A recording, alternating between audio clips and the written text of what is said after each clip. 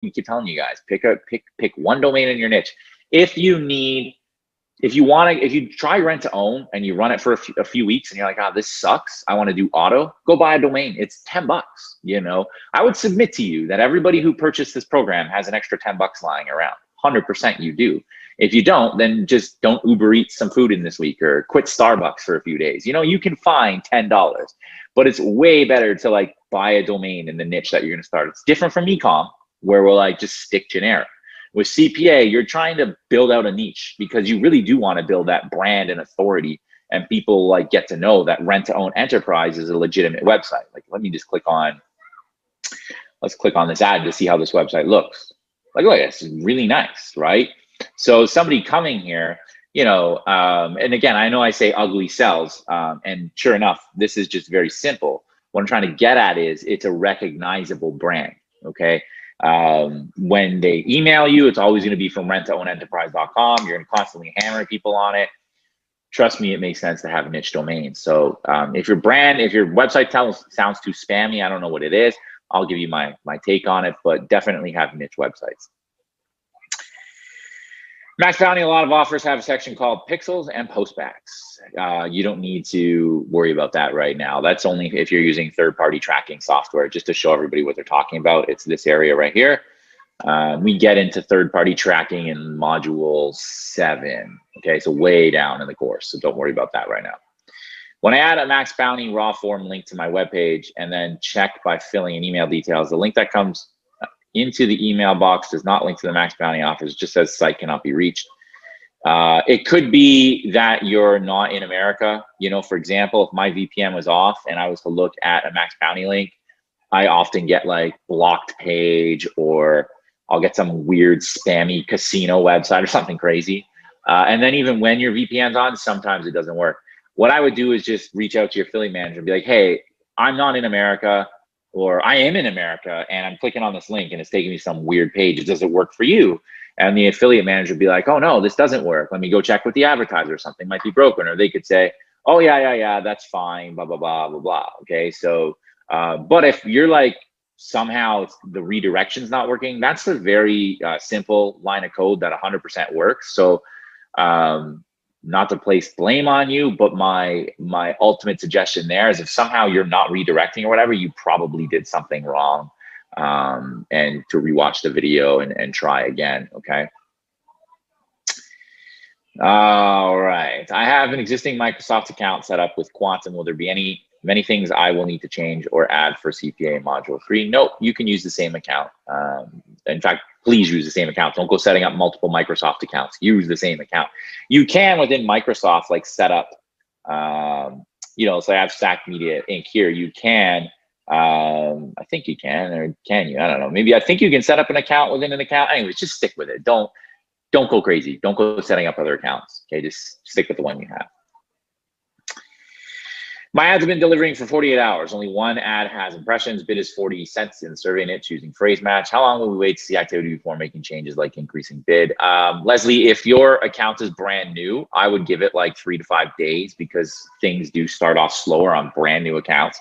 If this is a Microsoft account that you've run ads on before, and it's gone 24 hours with really low impressions, it stands to reason you should up the bid. I would up the bid 5 cents every day until I start to get some traffic. You can tell by your search impression share too, right? If your search impression share is like really low, it'll say like less than 10%. Let me just see if I can show you an example here. Let's go to the ad groups. All right, and do I have it all? My column set up properly? Look at that I do. So you see impression shares, I have all like 50%. These are good, right? We want to be between 40 and 60. But if you have some that have like blank lines, or it'll say like less than 10%, that's a good reason. That's a very good idea that you need to up your bids, okay?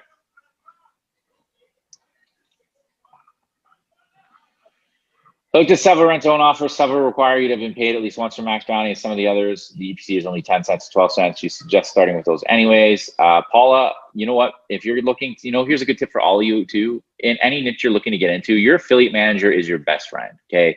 You want to make sure that Aaliyah knows who you are. Unlike, I've told you guys in the past, a lot of you guys are coming from Quantum. never listen to your Google and Bing rep, right? They're good to have, but don't listen to their advice because they just want you spending money. With the affiliate manager, it's way different. Sometimes they try to push offers on you because, you know, Max Bounty has advertisers. Advertisers spend lots of money, and the advertiser might go to Max Bounty, hey, how can I get more traffic? And so the affiliate managers go to the publishers and they say, hey, you want to run this offer? Can you run this offer? Blah, blah, blah, blah, blah, blah, blah. So sometimes you'll get that. But in general, they are here to help. It's in their interest to help you make money, not just necessarily spend your ads. They want you to be profitable. The more profitable you are, the more money Max Bounty will make, right? So befriend your affiliate manager, get their Skype address, ask them questions and to say, hey, which rent to own offer is performing the best? Which one do I have the best chance of getting approved for? Blah, blah, blah, blah, blah. Even if you have questions, we get them all the time, like, what offer should I email? Okay, well, your affiliate manager would be a good person to ask that one too. I'm not trying to pass the buck. Obviously, ask us as well. I'm just saying your affiliate manager has all the data behind the scenes that they can say, you know, I have a couple pubs that are doing really well on rent to own and they're mailing, you know, auto insurance offers or whatever. And here's the offer that they're emailing. Can you just, you know, give me some email examples and I'll get you approved. Okay, so that's your best friend, right? So I'm not running any rent to own in Max Bounty, so I can give you an idea of which one I think is the best offer, but she's going to know the best, or whoever your affiliate manager is, because they have all the data. Okay. I keep seeing pop-ups or text about downloading suppression lists. How do we deal with this? Yeah, okay, so that's a good question. So I didn't really cover this because I've been in this space for 6 years, 2015, early 2015. So 6.5 years, I would say almost 7. And a suppression list is basically this. Sometimes, okay. Oftentimes somebody looking for like a rent to own home, for example, will click on multiple websites, okay? And multiple websites will email them offers. And so this person is getting offers all around from everyone. You guys probably have this happen to yourselves, right? Where maybe you're looking for, I don't know, a new, what am I looking at? I'm trying to look about something in my house you might look for, like a new toaster or something, and you opt in. That's a bad idea because I don't even know any toaster brands. A new Bluetooth speaker, right? And you look at Sonos and you look at Bose and you opt into all these different websites, and then you're just getting hammered by like all these websites. And you're like, oh my God, leave me alone. That happens, right? So some of these people go crazy and then they like figure out it's Max Bounty. They'll be like, I'm going to sue you if you don't stop emailing me, okay? So that's an example of somebody that Max Bounty would add to their suppression list and say, you know, you guys need to upload that email into SendLane so you never email them.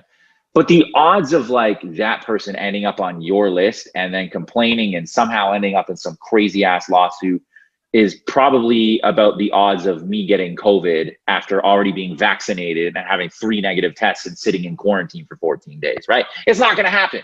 It's madness, right? And it's not going to happen. So that's a real life example of what I'm doing right this second. And so, or, you know, to stop being sarcastic, the odds are good of being hit by lightning. Okay. It's not going to